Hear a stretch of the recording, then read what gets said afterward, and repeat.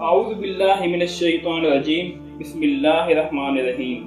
السلام علیکم دوستو، یاجوج مجوج کی قوم آج کل سوشل میڈیا پر ایک دلچسپ ٹاپک بنا ہوا ہے۔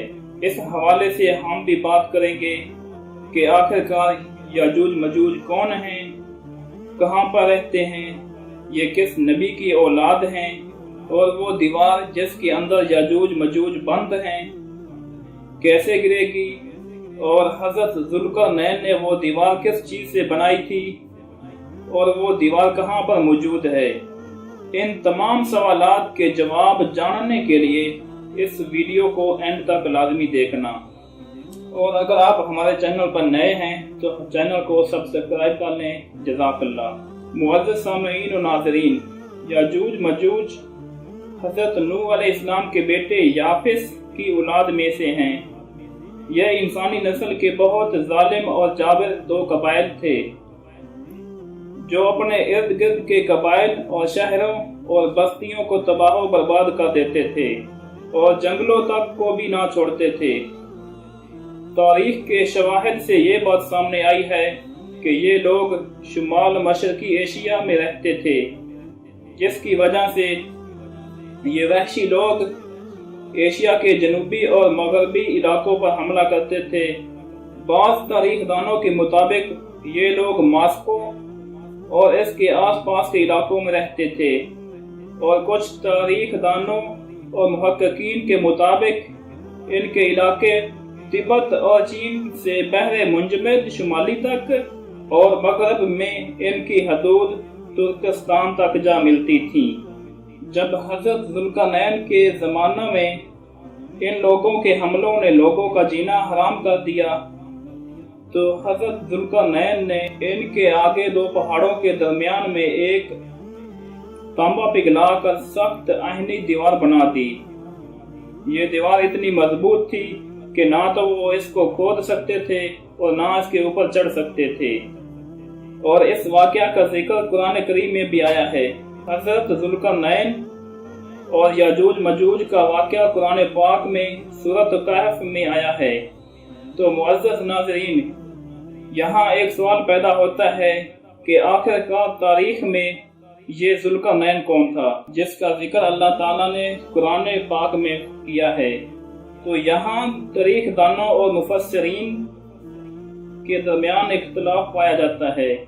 ان میں سے بہت سے سکندر اعظم کو ہی ذوالقرنین کہتے ہیں، اور بہت سے قدیم مفسرین اس بات کا انکار یہ دلیل دے کر کرتے ہیں کہ ذوالقرنین تو حضرت سلیمان علیہ السلام کا خطاب تھا، جبکہ جدید زمانے کے مفکر ذوالقرنین کو قدیم زمانہ میں ایران کے بادشاہ سارس اعظم کا دوسرا نام بتاتے ہیں، جو کہ قیاس آرائیوں کے نسبتاً زیادہ قریب ہے۔ بہرحال کسی شخص کو کنفرم نہیں کہہ سکتے کہ یہ ذوالقرنین تھا۔ معزز ناظرین، قرآن کریم میں ذوالقرنین کا ذکر کچھ اس طرح بیان ہوا ہے کہ وہ ایک ایسا بادشاہ تھا جس کو اللہ تعالیٰ نے اسباب و وسائل کی فراوانی عطا کی ہوئی تھی۔ وہ مشرق اور مغرب کے ممالک کو فتح کرتا ہوا ایک ایسے پہاڑی درے پر پہنچا جس کی دوسری طرف یاجوج مجوج کی قوم آباد تھی۔ دوستو، قرآن کریم کی سورۃ کہف میں اللہ تعالیٰ نے ذوالقرنین اور یاجوج مجوج کا ذکر کیا ہے کہ جب وہ اپنی شمالی مہم کے دوران پہاڑوں کے درمیان پہنچا تو اس نے وہاں ایک ایسی قوم دیکھی جس کی زبان ناقابل فہم تھی، مگر جب ترجمان کے ذریعے گفتگو ہوئی تو انہوں نے کہا کہ یہاں زمین پر یاجوج مجوج فساد پھیلاتے ہیں، آپ ان کے اور ہمارے درمیان ایک دیوار حائل کر دیں۔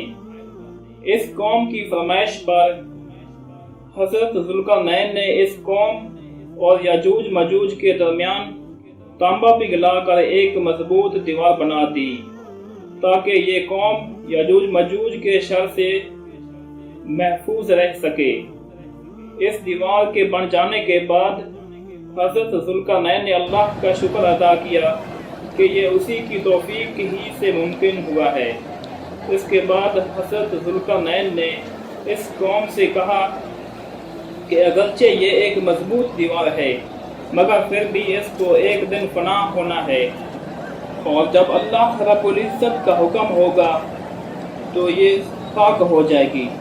معزز سامعین و ناظرین، اب یہ سوال پیدا ہوتا ہے کہ آخر کار یہ دیوار کہاں پر واقع ہے؟ تو اس سلسلے میں آج تک کی ریسرچ میں 5 بڑی دیواروں کو کھوجا جا چکا ہے جو مختلف ادوار میں مختلف بادشاہوں نے دشمنوں سے محفوظ رہنے کے لیے بنائی تھی۔ ان میں سب سے بڑی اور مشہور دیوار چین ہے، جس کی لمبائی 1200 میل سے 1500 میل تک ہے۔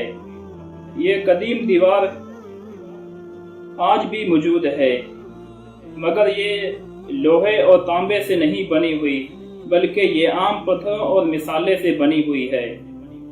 کچھ مورخین کے مطابق یہ دیوار مارب ہے جو کہ یمن میں واقع ہے، اور یہ ایک درہ میں بنائی گئی تھی، مگر اس کا مقصد سیلاب سے بچاؤ اور پانی کا ذخیرہ کرنا تھا، اور یہ دیوار بھی لوہے اور تانبے سے نہیں بنی ہوئی تھی۔ معزز سامعین، علماء کرام اور محققین کے مطابق قفقاز کے علاقے میں دریائے خزر اور دریائے سیاہ کے درمیان میں ایک پہاڑوں کا سلسلہ ہے جو کہ دیوار کی طرح شمال اور جنوب کے حصوں کو الگ الگ کر دیتا ہے، اور اس سلسلے میں ایک درہ بھی ہے جو دریاب کے نام سے مشہور ہے، اور یہاں پر لوہے کی ایک دیوار بھی موجود ہے، مگر دیوار ذوالقرنین اتنی مضبوط اور اونچی تھی کہ یاجوج ماجوج نہ تو اس کے اوپر چڑھ سکتے تھے اور نہ اس کو توڑ سکتے تھے۔ ہاں، مگر جب اللہ تعالیٰ کا حکم ہوگا تو وہ دیوار خاک ہو جائے گی اور یاجوج ماجوج باہر نکل آئیں گے۔ حدیث پاک میں آتا ہے کہ یاجوج ماجوج ہر روز اس دیوار کو کھودتے ہیں اور پھر کل کے لیے چھوڑ دیتے ہیں، مگر جب اللہ تعالیٰ کو ان کا خروج مقصود ہوگا تو کہیں گے کہ کل انشاءاللہ اس کو کھودیں گے، اور پھر وہ اس سے نکلنے میں کامیاب بھی ہو جائیں گے، اور پھر زمین میں فساد پھیلانا شروع کر دیں گے اور انسانوں تک کو کھا جائیں گے۔ پھر اللہ تعالیٰ حضرت عیسیٰ علیہ السلام کو حکم دے گا کہ تمام مسلمانوں کو ایک جگہ پر اکٹھا کر لو، کیونکہ یاجوج ماجوج کا حملہ اس قدر سخت ہوگا کہ اس کو کوئی بھی برداشت نہ کر سکے گا۔ معزز ناظرین، یاد رہے کہ یہ قیامت کی بڑی نشانیوں میں سے ایک ہے، اور یہ قرب قیامت ہی باہر نکلیں گے۔ حضرت عیسیٰ علیہ السلام اور تمام مسلمان ایک ایسی جگہ پر جمع ہو جائیں گے جہاں غذا کی بہت ہی قلت ہوگی۔ مسلمانوں کی فرمائش پر حضرت عیسیٰ علیہ السلام اللہ تعالیٰ سے یاجوج ماجوج کے لیے بد دعا کریں گے تو اللہ تعالیٰ یاجوج ماجوج کے کانوں اور گردنوں میں ایک خاص قسم کے کیڑوں کو پیدا کر دیں گے جو بعد میں پھٹ کر پھوڑا بن جائے گا، اور اسی سے یاجوج ماجوج کی موت واقع ہو جائے گی۔ یہ اس وقت اتنی تعداد میں ہوں گے کہ زمین پر ایک بالشت بھی ایسی جگہ نہ ہوگی جہاں پر ان کی لاشیں نہ پڑی ہوں، اور ان لاشوں کی بدبو ہر جگہ پھیل جائے گی۔ اس پر حضرت عیسیٰ علیہ السلام اللہ تعالیٰ سے دعا کریں گے تو اللہ پاک اونٹ کی گردن کے برابر فرندوں کو بھیجیں گے جو ان کو اٹھا کر کہیں نامعلوم جگہ پر پھینک دیں گے۔ اس کے بعد بارش ہوگی اور ہر طرف سبزہ اور ہریالی ہو جائے گی، اور یاجوج ماجوج کے فتنے سے نجات مل جائے گی۔ دوستو، یہ کہنا کہ یاجوج ماجوج کی دیوار کہاں پر ہے، یہ کہنا ناممکن ہے، مگر قیاس آرائیوں میں یہی زیادہ قریب ہے کہ پاکستان کے علاقے تبت اور چین میں واقع ہے۔ سائنسدان اور مورخین اس کو کھوجنے میں دن رات لگے ہوئے ہیں۔ واللہ عالم، یعنی کہ اللہ تعالیٰ ہی خوب جاننے والا ہے، باقی سب قیاس آرائیاں ہیں۔